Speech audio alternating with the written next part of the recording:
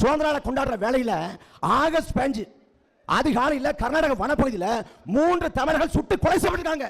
அவன் வந்து மாட்டை தேடி போறான் காட்டுக்குள்ள, மான் வேட்டையாட போனாங்க குற்றச்சாட்டை சொல்லி பழைய சுமத்தி காக்கைக்குரிய சுடுவது போல 3 தமிழரை டி.கே. சிவகுமார் அரசு சுட்டுக் கொண்டிருக்கு. இதுக்கு தமிழ்நாடு அரசோட எதிர்வினை என்ன?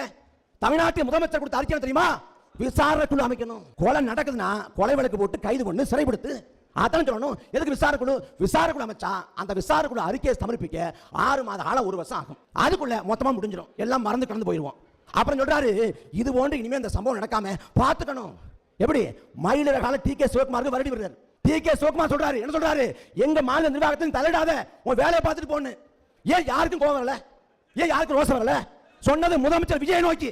இங்க பொங்குற இங்க கத்த டி.கே. சிவகுமார் அரசு கேவலப்படுத்துது. விஜய் கர்நாடக விஜய் படத்தை போட்டு சிறப்பு மேல போடுறான். என்ன பண்ணீங்க? டி.கே. சிவகுமாருக்கு எதிராக ஒரு போராட்டம் நடத்ததா தாவேக்கா? 5 எம்எல்ஏக்கள் ஆதரவு தேவைப்படுது. 5 எம்எல்ஏக்கள் ஆதரவு இருக்கு காங்கிரஸ். காங்கிரஸ் 5 எம்எல்ஏக்கள்